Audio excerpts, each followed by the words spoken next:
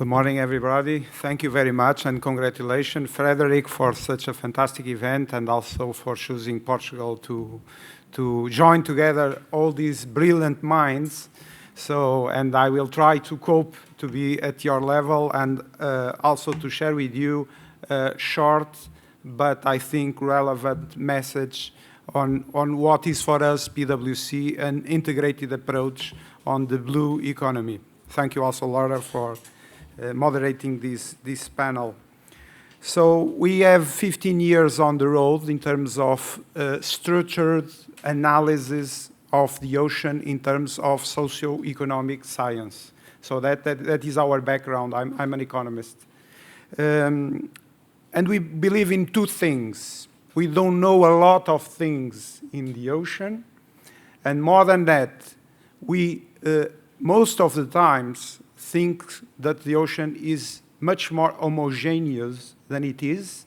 And sometimes we have huge difficulty in separate what is the impacts on the natural infrastructure, and we forget the socio-economic infrastructure.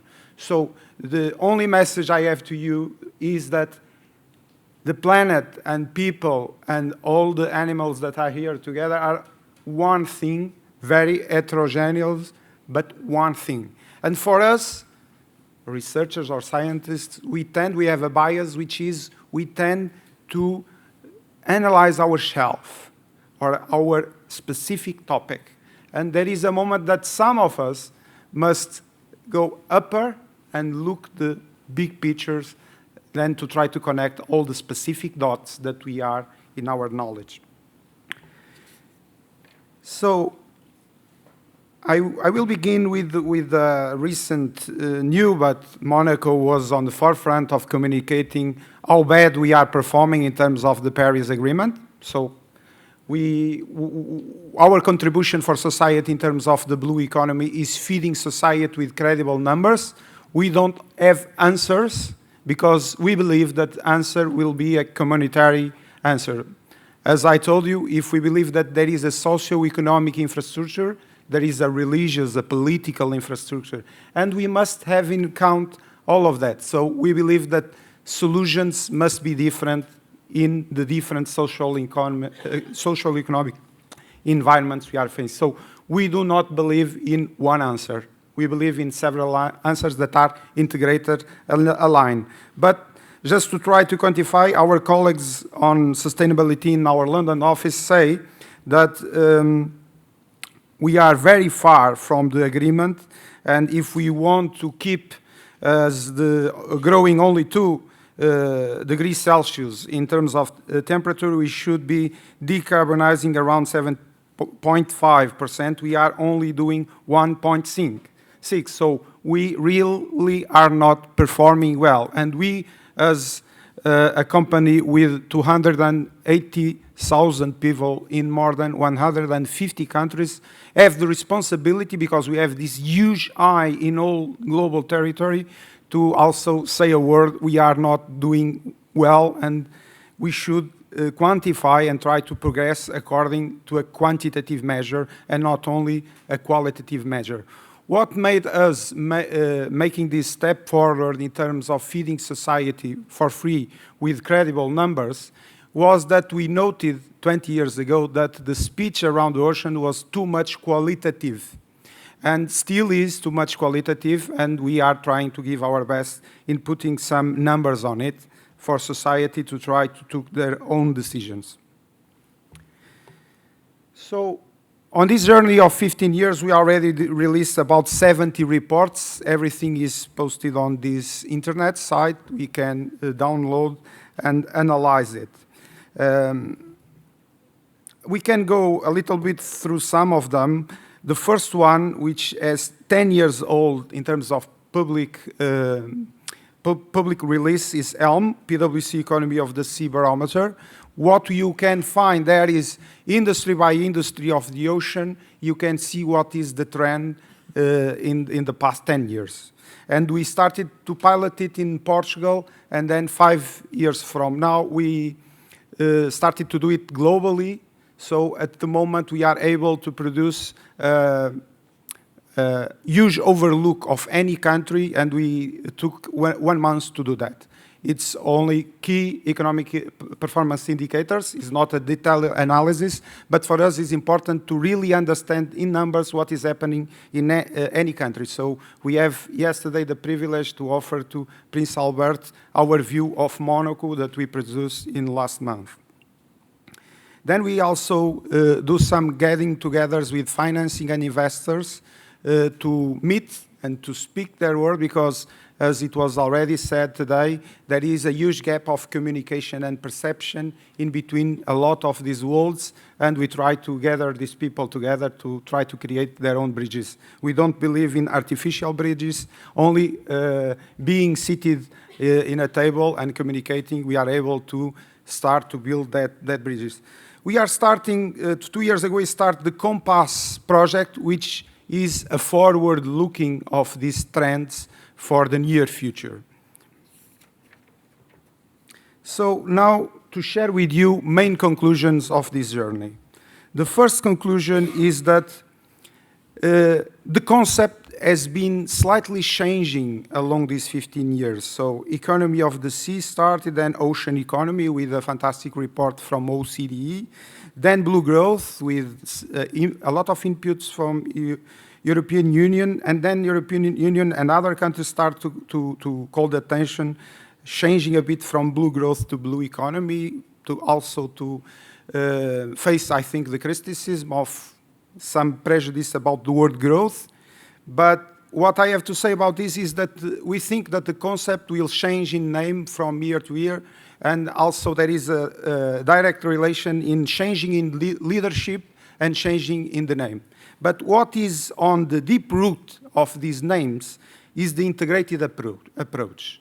Only with an integrated approach we can reduce the conflict that there is in between industries, in between countries, in between different clusters and different people in society. And what is for us the key for an integrated approach is finding mutual benefits. So I think we are only going to convince a businessman or an investor, or even we are going to convince scientists to partnership with a businessman if both find a mutual gain. So that is our fundamental technique in our meetings, try to find these mutual gains. And along this we have been finding that there was a lot of fights in Norway about tourism and aquaculture, about tourism and fisheries. Nowadays, if we go to Bergen and we are going to the tourism reception, we are received with seafood and also visits to aquaculture. So it is possible to find that mutual gains. The only thing is that we are in the middle of the digital era, that everything is fast. But to find these mutual gains, we need time. Time is critical, and good use of time also is critical. Another thing is, what is for us the blue? What do we mean with the word blue? So for us, it is a three-dimensional context that is the water surface, of course, but also the water column, the seabed, the land below the seabed, the wind above the water surface, and also the space is fundamental, the space and all the technology that help us to monitor such a huge resources. So we strongly believe in interdisciplinary approach. We do not believe in only one approach, only one view. So in the future, we foresee that if we want to really progress on the Paris Agreement, we need multitask and multi-knowledge teams. So this is fundamental. So I don't know if I answered to your question, but for us, integration means be able to sit and find a mutual gain. If one of the parts does not find their gain, it will not be sustainable, that relationship. So another thing that we were able to analyze is who leads in each office, because it's fundamental to engage with the leader or understand what are their views for the future, because we can do, or we can try to do a lot of things, but if we don't know what the leader is doing, that is difficult to reach our goal. And we found at least two things. One is that you can see on this map that everything that is happening in Asia, and particularly in China, means at the moment, is not in the future, at the moment, a strong leadership on ports. I can say to you that top 10 of container ports, 7 are Chinese, all of them are Asian. So everything that has to do with fisheries and also aquaculture is led also by China, shipbuilding the same, and also in defense, a huge progress. What is the leadership of, I would say, Europe Atlantic, Europe Mediterranean? We still are a region of extraction of oil and gas, so we have that leadership, fortunately or unfortunately. So we have some leadership on controlling ships, and we have to thank that the Greeks, which is a fantastic country, and it is a country that is facing financial trouble, financial difficulties, but still is the leader on the shipping industry. So even countries that are facing difficulties can be leaders in something. That is the key thing. And we are fantastic on tourism. We lead cruises, we lead sports. Unfortunately, the world still has piracy. You see some dots on piracy, so that are impeding a lot South development. It's very difficult to nurture South tourism developed if you still have security issues under this ocean. I could stay one day only explaining this, but I must. So some quantification. In June, I was in the UN to say, on our point of view, how deep is the unbalance of the use of the ocean. And I use only this little figure with numbers that took us a decade to reach. But so 3 countries in Asia represent 84% of shipbuilding. 3. 84%. 2 countries in Europe represent 65% of offshore renewable wind capacity. 4 countries in Asia represent 86% of world vessel demolition. The Caribbean and the Mediterranean represent more than half of cruise passengers. And 3 countries in Asia represent 75% of aquaculture. So the table of the leaders is a tiny table, and we must engage with them to really improve on which is sustainability. Another thing we learn on this journey is that this image of today, of the use of today, was built only in 20 years. So the image that we see today will change in 10 years very fast, and stressing even more the tendency on Asia to be even more leader than it is now. And we have here some, I don't know if you can read, but I can go with you. We have some numbers of what was the level of, for instance, shipping in 1998, and now the level of shipping in 2016, or aquaculture, or cruises. And what we can see is that in these 20 years, this industry grew more than the double. So the intensity of the use of the ocean, using these indicators, means that in 20 years, we doubled the use, okay? And we are continuing to analyze, and it seems that it will be exponential, the use of the ocean by all industries. Another thing that is very important is, for us, Blue Economy, this integrated approach and this three-dimensional context is not only an answer for the 14th Sustainability Development Goal.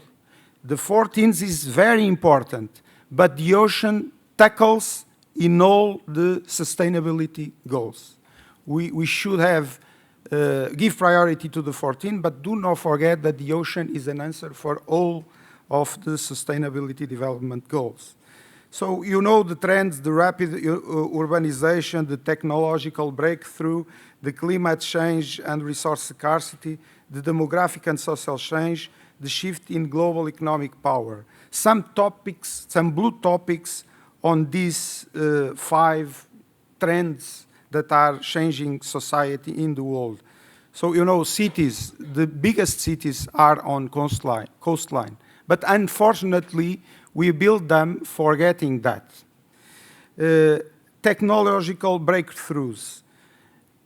How can I say this to point out to Sig is, as fast as technology go, the wildness of the ocean is no more its security. So as ocean in the past, and nowadays is very, very wild, and human beings didn't have the technology to go to the far deepness or to cross the waves, it was protected. No longer it is protected by their wildness. I'm a fan of technological breakthroughs. Scientists are very responsible for that. But if we don't have the big picture of how are we going to use this technology, at the end what will happen is that we are going to use the ocean less sustainability. To try to conclude and also to clarify what I mean with natural blue infrastructure and socio-economic blue infrastructure. Beginning by the nature infrastructure, we believe that the ocean is interconnected. It is, in fact, one ocean. However, it is a kind of huge surface of different fingerprints. So any corner on the ocean is different. It has their own salinity, temperature, currents. And for business, this is fundamental because people that tend or try to have a good business, a profitable business, if they copycat things from other places in the ocean, they will fail. And we saw a lot of, because they forget that the ocean is really, really different. And a thing that is happening is that you also know that in the winter and in the summer, the same spot on the ocean is different.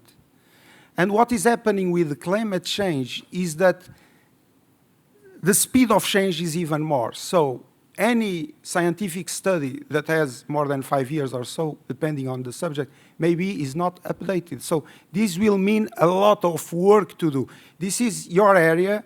We should trust on the natural scientists to give us all the details of this fingertip. And we did not reveal as scientists all the fingerprints of the ocean.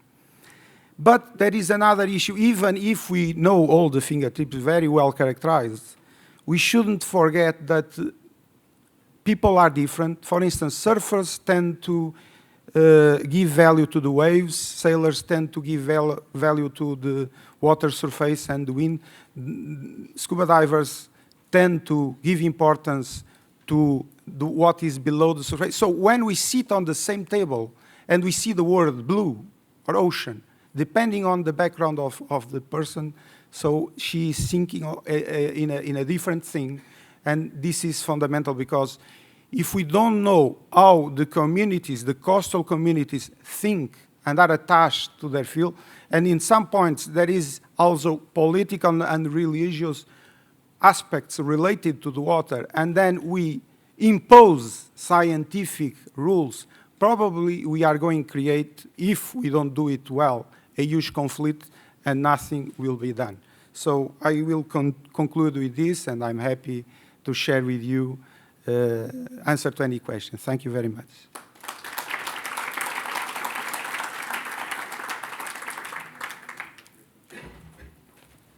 Thank you very much. Thank you very much, Miguel. Stay just a minute with us. People tend to escape, but there are surely some questions. And with this, then we will have still some time to discuss all together. So is there any specific question for Miguel?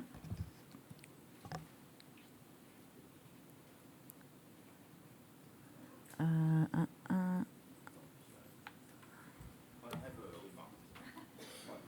you said, Miguel, in the end about the different perceptions from people about the ocean are very, very, very important for businesses as well. I remember a small roundtable we organized, very small roundtable we organized 2-3 years ago with surfers and divers, scuba divers, and indeed the divers, the scuba divers, were conservation oriented.